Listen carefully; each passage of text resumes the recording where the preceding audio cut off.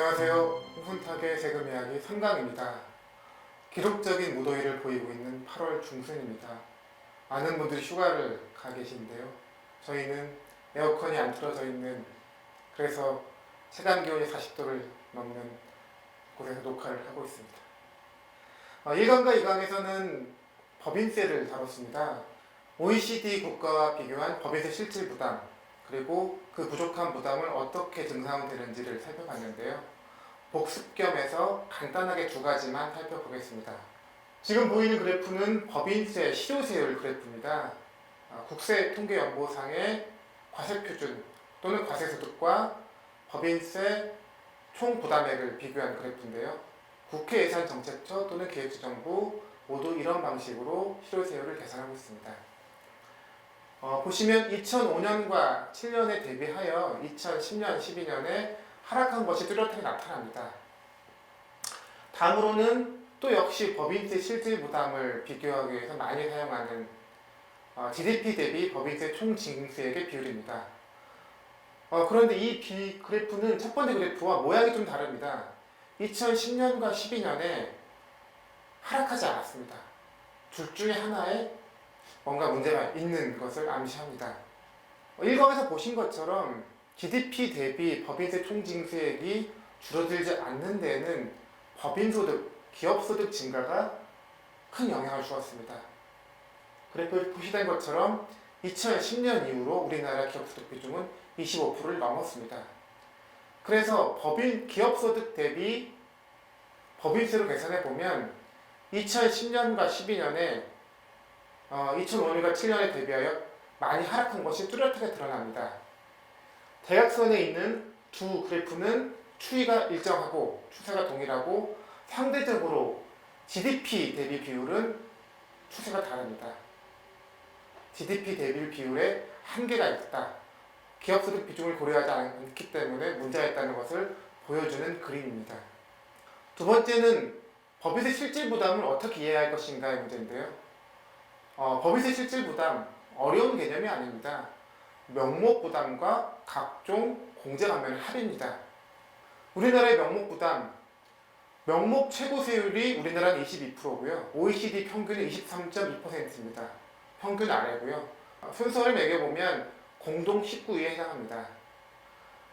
명목 평균 세율을 계산해 볼 수 있는데요. 대부분의 OECD 국가는 단일 세율 체계입니다. 20%면 처음부터 까지 20%인 거죠. 그런데 우리나라는 10%, 20%, 22% 3단계 구조이기 때문에 평균 세율을 계산해 볼 수 있는데 2014년, 2015년 계산해 보면 19.8 정도 나옵니다. 그래서 명목 평균 세율 기준으로 순위를 매겨보면 26위에 해당합니다. 왜냐하면 최고 세율 22% 또는 20%에 해당하는 7개국이 모두 단일 세율이기 때문에 우리나라가 그 아래까지 떨어지는 것입니다. 결과적으로 보면 명목 세율 기준으로 우리나라는 법인세 부담이 높지 않습니다. 다른 한 축인 각종 공제 감면은 어떨까요? 과세표준 5천억이 넘는 기업들의 법인세 실효세율은 16.4%입니다. 22%를 내고 있는 게 아니라 16.4%만 내고 있습니다. 공제 감면을 많이 받고 있는 겁니다. 그 세액 공제 감면을 과세표준으로 나눈 비율도 약 20%쯤 됩니다. 소득공제, 비과세소득 고려하지 않고 세액공제 감면만 고려해도 약 20%씩은 감면받고 있는 것입니다. 그래서 우리나라는 매년 세법 개정이 나올 때마다 법인세 쪽에 공제 감면 축소가 이슈인 나라입니다. 전체적으로 보면 공제 감면도 많은 것입니다. 낮은 명목세율에 과도한 공제 감면을 가지고 있는 나라에서 높은 실질 부담이 가능할까요? 가능하지 않습니다. 우주의 온 기운을 다 모아도 가능하지 않은 일입니다. 법인세 실질 부담이 낮다는 것은 상식적인 이야기일 뿐입니다. 간단히 두 가지 법인세에 대해서 살펴보고 이제 본격적으로 소득세 살펴보도록 하겠습니다. 법인세 인상 논의가 나오면서 조세부담률, 세목별 조세부담률 표가 많이 또 얘기가 되고 있습니다. 이 표를 보면 소득세 부담률이 낮은 것이 확연하게 드러납니다. 2013년에 우리나라가 3.7%, 2014년에 4.0%입니다. 반면 OECD는 8.8%였기 때문에 대략 5% 차이가 납니다. 5%면 GDP 1,500조 고려하면 약 70조에 달하는 금액입니다. 어마어마한 금액이죠. OECD 평균에 비해서 우리나라 조세 부담이 적은 것의 핵심이 소득세에 있다고 주장하는 근거가 되는 자료입니다. 하지만 이거를 그대로 받아들일 수는 없습니다. 1강에서 잠깐 다룬 거에서 나왔지만 법인세와 소득세 구분에 문제가 있습니다. 우리나라는 법인 사업자를 좀 더 쉽게 선택하는 기업 문화 그리고 여러 가지 각종 제도를 가지고 있습니다. 그리고 법인세와 소득세 구분에 있어서도 우리나라는 법적인 형태가 법인이면 무조건 법인세로 분류가 되지만 일부 국가는 법적인 형태가 법인이더라도 주주수가 많지 않으면 그래서 주주수가 뭐 1명, 2명 소수이면 그 세금을 소득세로 분류하기도 합니다. 법인세와 소득세 구분 기준이 우리나라와 다른 나라가 좀 다른 거죠. 그리고 기업소득과 가계소득 비중 차이가 있습니다. 어떤 나라가 비정규직이 너무 많고 최저임금을 적용받는 사람들도 많고 그 최저임금도 너무 낮다면 그러면 가계소득 비중이 낮을 겁니다. 이 역시 법인세와 소득세 부담률에 영향을 주는 이슈입니다. 그런데 앞에 있는 두 가지 이슈는 분명히 법인세 부담률이 높아 보이고 소득세 부담률이 낮아 보이는 착시 효과를 가져오는데 그것을 계량화하기가 쉽지 않습니다. 그나마 기업소득, 가계소득 비중 이슈만 계량화 가능합니다. 1강에서 봤던 것과 같은 방식으로 적게 부담한 소득세를 계산해 보면 대략 50조 정도 됩니다. 70조는 아니고 50조라는 얘기가 되고요. 한 가지 이슈만 조정했는데 20조 정도 줄어드니까 단순히 소득세 부담률을 가지고 소득세 부담이 너무 적다라고 접근할 문제는 아닌 것 같습니다. 또 두 번째 측면은 과거 5년간의 추이입니다. 법인세와 소득세 5년 추이를 보면 2011년에는 거꾸로 법인세가 많았습니다. 2012년에 두 세금이 거의 같았고요. 그런데 3년 만에 큰 변화가 있었습니다. 소득세는 2015년에 60조를 넘었고요. 반면 법인세는 그대로 45조입니다. 2015년 기준으로는 15조의 차이가 있는 것입니다. 이렇게 소득세가 많이 늘어난 이유에는 근로소득세, 종합소득세, 양도소득세 모두 영향을 주었습니다. 가장 큰 영향을 준 것은 근로소득세입니다. 물론 고소득자들이 많이 부담을 했지만 중산층들도 일부 부담한 것이 사실입니다. 종합소득 신고액이 늘어난 것은 자영업자들 소득 파악률이 개선됐기 때문입니다. 주위에서 보면 자영업자들이 최근에는 세금 때문에 먹고 살기 힘들다 이런 말씀 많이 하십니다. 이런 추이도 주의 깊게 지켜봐야 됩니다. 이런 과거의 추이를 고려해서 소득세 개편 방향을 잡았습니다. 크게 세 가지인데요. 근로소득세만큼 자산소득세가 과세되고 있는지 따져봐야 됩니다. 우리나라는 특히 자산소득 과세가 약합니다. 주식 양도 차익 일부는 낮은 세율로 과세되고 일부는 아예 과세가 안 되고 있습니다. 주택임대소득 계속 비과세 조치가 연장되고 있습니다. 이 부분이 짚어봐야 될 하나의 이슈고요. 두 번째는 자영업자 소득 파악률입니다. 막연히 자영업자들 세금 안 내고 있다. 과연 그것이 지금도 진실인가 한번 확인해 볼 필요가 있습니다. 그래야 근거 없는 조세 불신 넘어설 수 있습니다. 세 번째는 고소득자 공제 감면입니다. 많은 다른 나라들이 고소득자에 대한 공제 감면은 축소 운영하고 있습니다. 우리나라는 어떠한지 한번 확인해 볼 필요가 있습니다. 세 가지 측면에서 소득세를 살펴볼 건데 순서는 역순으로 살펴보겠습니다. 앞서 말씀드린 것처럼 선진국, 미국, 영국, 호주 모두 고소득자 공제 감면 관리 제도를 운영하고 있습니다. 중산층과 서민에게 적용되는 공제 제도가 고소득자가 되면 적용이 아예 되지 않거나 적용이 되더라도 한도가 줄어드는 제도가 많이 있습니다. 물론 우리나라도 그런 문제의식 갖고 있었습니다. 2012년 세법 개정안에 대한 기재부 뉴스를 보면 기획재정부는 두 가지 제도를 도입합니다. 하나는 사업소득 최저한세고요.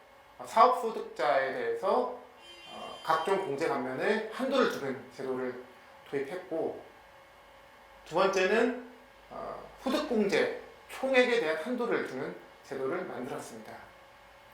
이 두 가지 제도 제대로 운영된다고 하면 우리나라도 다른 나라, 미국, 영국, 호주와 마찬가지로 고소득자에 대해서 적절한 세부담을 하고 있는 게 될 텐데 실제로 그런지 확인해 보겠습니다. 2015년 국세통계연구 자료입니다. 2014년 신고자료에 근거한 것인데요. 이 중에서 고소득자에 해당하는 소득금액 1억 원 이상을 한번 분류해 봤습니다. 종합소득 신고자의 경우에는 필요경비를 다 차감한 후에 소득금액이 1억 원을 넘는 사람들이고요. 근로소득자의 경우에는 필요경비 성격인 근로소득공제를 차감한 이후의 금액입니다. 필요경비 또는 근로소득공제를 제외하고 1억 원을 넘었으니까 고소득자로 보는데 문제가 없습니다. 표에서 보시는 것처럼 종합소득 신고자 소득공제와 세액공제 감면 합하여 2.8조 원, 세금 기준으로 2.8조 원의 공제 감면 받았습니다. 근로소득 신고자 소득공제와 세액공제 감면 합해서 세금 기준으로 1.8조 원의 혜택을 보았습니다. 합하면 4.6조 원입니다. 이 4.6조 원 혜택을 받는데 과연 기재부의 두 가지 제도가 어떤 성과를 냈는지 한번 확인해 보겠습니다. 소득공제 종합한도 실적 38억 원입니다. 소득 기준으로 38억 원이기 때문에 세금으로 환산해 보면 약 10억 원 정도 됩니다. 공제받는 금액은 조단인데 그 공제를 관리하겠다는 제도의 단속 실적은 없다입니다. 의미 없는 실적인 거죠. 더 큰 문제는 사업소득 최저한세입니다. 아예 실적이 없습니다. 사실 2013년 소득세법 개정에 따라서 많은 소득공제가 세액공제로 전환됐기 때문에 중요한 제도는 사업소득 최저한세입니다. 이 제도가 실적이 없다는 것은 큰 문제인데 그 원인 한번 살펴보겠습니다. 사업소득 최저한세 설계는 이렇게 되어 있습니다. 세금을 납부한 세금 3천만 원을 기준으로 정상세액의 35% 또는 45% 한도입니다. 정상세액이라 하면 각종 공제 감면이 적용되지 않은 세금입니다. 원래 정상요금 내야 될 세금을 의미하는 것이고 35% 45% 한도라는 의미는 말을 뒤집으면 감면을 55% 또는 65%까지 받는 것을 인정해 주겠다. 1억 원 세금 낼 사람이 있다고 하면 5,500만 원까지 감면받는 것은 인정하고 4,500만 원 최소한 내게 하겠다는 게 현재 제도 설계입니다. 그런데 우리나라 실제 소득세 공제 감면 대략 25%쯤 받고 있습니다. 즉 1억 원 세금 내야 될 분 2,500만 원 감면받고 7,500만 원 세금 내고 있는 것입니다. 45%, 35% 비율로는 도저히 단속할 수 없는 상황인 것입니다. 이러다 보니 사업소득 최저한세의 단속 실적이 없는 것입니다. 그래서 고소득자 공제 감면 관리의 목표는 현재 받고 있는 4.6조 원 정도 되는 공제 감면을 한 절반 정도 줄여보자 이렇게 잡으면 될 것 같습니다. 세부적인 방향으로 보면 사업소득에만 그 최저한세를 적용할 것이 아니라 전체 종합소득으로 그 적용 범위를 확대해야 될 것 같습니다. 그리고 공제 감면 대상도 조특법에 있는 일부 공제만 대상으로 할 것이 아니라 소득세법에 있는 모든 공제 감면을 대상으로 하는 게 합당합니다. 제일 중요한 건 비율인데요. 앞서 보신 것처럼 대략 갖고 있는 공제 감면율이 25%라고 하면 10%만 남겨야 합니다. 즉 현재 제도 기준으로 하면 최저한세 적용 비율이 35%, 45%가 아니라 90%가 되어야 합니다. 이렇게 세부적으로 세 가지 개편을 하면 고소득자 공제 감면에서 약 2에서 3조 원 증세가 가능합니다. 최근 더불어민주당에서 소득세 최고세율 구간을 신설하는 해법 개정안을 발표했는데요. 물론 이것도 괜찮은 방법입니다. 하지만 이미 있는 제도, 소득세 최저한세라는 이미 있는 제도를 잘 보완하면 그만큼의 세수 효과는 있을 것 같습니다. 두 번째는 자영업자 소득 파악률 이슈입니다. 이 부분은 역대 정부에서 지속적으로 그 소득 파악률을 개선하기 위해서 여러 조치가 있었습니다. 가장 유명한 것이 잘 아시는 신용카드 공제고요. 신용카드 공제가 도입되면서 신용카드 사용액이 대폭 증가했습니다. 매출을 속이기는 쉽지 않게 됐습니다. 그 이외에 적격 증빙이라고 해서 비용을 인정받는 것의 범위가 지속적으로 좁혀왔습니다.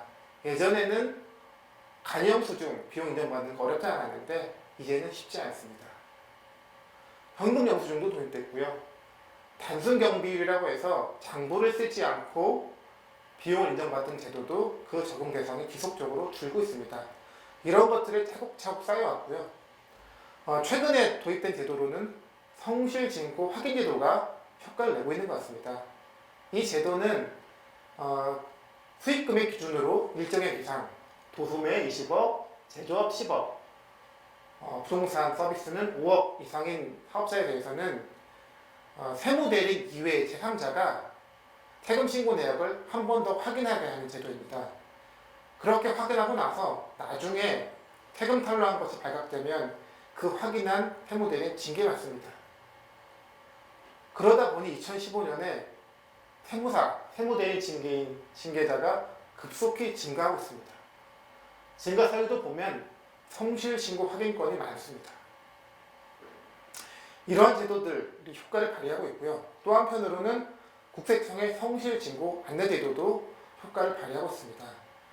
법인카드 대표이사가 개인적으로 자택 근처에 쓰는 것들 요즘은 다 분석해서 안내장에 발부합니다.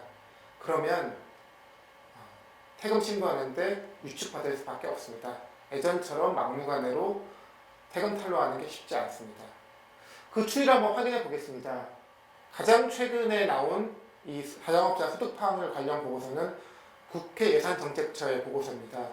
2003년부터 2012년까지 추세인데요. 추세로 보면 탈루율이 25%에서 20%로 낮아졌습니다. 말을 바꾸면 소득 파악률이 개선됐습니다. 세금 측면으로 보면 추세는 동일한데 고소득자에 따른 누진 효과가 있기 때문에 2012년 기준으로 보면 소득 탈루율은 20%인데 세금 탈루율은 그보다 1.43배인 29.7%입니다. 여기서 알 수 있는 사실은 첫 번째, 고소득자일수록 소득 탈루율이 높다. 2012년 기준으로 보면 33%쯤 됩니다. 그런데 이 통계 한계는 통계청 가계동향 조사를 근거로 했다는 데 있습니다. 통계청 가계동향 조사는 초고소득자 면접을 할 수가 없습니다. 이건희 회장님 면접하려면 만날 수가 없는 거죠. 뉴스타파에서 나온 것처럼 다른 용도가 있어야 이건희 회장님은 면접을 볼 수 있고 이 통계청 조사할 때는 만나볼 수가 없습니다. 그래서 그만큼 소득 파악률이 좀 과대평가된 측면이 있습니다. 그리고 앞서 말씀드린 것처럼 누진 효과가 반영되기 때문에 소득 탈루는 20%를 해도 세금 탈루는 30%가 된다는 특징이 나옵니다. 이 중에서 어쨌든 소득 파악률이 좀 과대평가된 걸 한번 보완해 보기 위해서 다른 자료 한번 보겠습니다. 이 자료는 국세청의 세무조사 결과입니다. 세무조사 결과에서 보면 적축률, 결국 소득을 얼마나 탈루했는지 비율을 볼 수 있습니다. 세무조사는 아무나 하는 것은 아니고 고소득자를 대상으로 하기 때문에 앞서 표에 30%쯤 해당하는 사람이라고 볼 수 있습니다. 대략 비율이 40%쯤 됩니다. 그러면 국회 예산정책처 보고서에 비해서 상위 10%의 소득 탈루율이 약 10% 정도 높게 나옵니다. 이걸 유추해 보면 국회 예산정책처 보고서가 소득 파악률 약 10% 과대평가하고 있지 않은지 의심해 볼 수 있습니다. 이 두 가지 사실을 기초로 해서 한번 좀 거시적인 지표를 살펴보겠습니다. 한국은행 통계에 있는 가계영업잉여와 국세청의 사업소득 신고 금액 두 개를 비교한 수치인데요. 예전에는 이 비율 차이가 너무 커서 두 통계를 비교하는 게 의미 없다고 많이 했었는데 이제는 그 비율이 많이 올라왔습니다. 한번 2012년 수치를 보면 국회 예산정책처의 소득 파악률 약 80%, 그게 10%만큼 과대평가됐다고 하면 한 70% 이하가 나와야 됩니다. 지금 이 한국은행 자료와 국세청 자료를 파악해보면 2012년에 소득 파악률이 64.7%로 나옵니다. 약간의 차이는 있지만 의미 있는 비율이라는 생각이 듭니다. 2014년과 2014년에 의미 있는 변화가 있는데요. 한국은행 가계영업이익 기준으로는 변화가 없는데 국세청 사업소득 신고 금액은 10조 원이 늘었습니다. 최근에 소득 파악률이 대폭 개선된 것을 보여주는 수치입니다. 이 수치에 근거해서 한번 자영업자들이 얼마나 많은 소득, 세금을 탈루하고 있고, 즉 얼마나 더 세금을 더 낼 수 있냐 한번 계산해 보겠습니다. 소득 탈루액을 보면 2008년에 55.3조에서 2014년 30조 원 정도로 지속적으로 줄었고요. 여기에 종합소득 유효세율을 계산해 보면 세금 탈루액은 8.6조 원에서 5.2조 원으로 줄어왔습니다. 앞서 본 그 누진 효과를 한번 고려해서 세금 탈루액을 좀 달리 추정해 보면 2008년 12.3조에서 2014년 7.4조 원입니다. 2014년 기준으로 보면 대략 5에서 7조 원 정도가 탈루, 자영업자 소득 탈루액으로, 세금 탈루액으로 볼 수 있습니다. 이 비율이 100%가 된다는 건 좀 어려울 것 같고요. 현실적인 수준은 90% 정도 되는 것이 현실적인 목표가 될 것 같습니다. 만약 90% 된다고 하면 현재 기준으로 소득 파악이 약 18조 원 더 될 거고요. 여기에 세율 고려하면 추가로 거둘 수 있는 세금이 3에서 4조 원 정도 됩니다. 이렇게 좀 자세히 자영업자 소득 파악 문제를 본 이유는 자영업자 소득 파악률이 최근에 큰 폭으로 개선됐다는 것을 확인하는 데 그 의미가 있습니다. 예전처럼 막무가내로 소득 탈루, 세금 탈루하지 않고 있고요. 이 사실을 공유해야만 증세에 더 많은 사람들이 참여할 수 있을 것 같습니다. 이렇게 오늘은 소득세 두 가지 이슈, 고소득자 공제감면 관리 부분과 자영업자 소득 파악률을 살펴봤습니다. 다음 4강에서는 소득세 나머지 부분인 자산소득 강화와 관련된 부분을 살펴보도록 하겠습니다. 시청해 주셔서 감사합니다.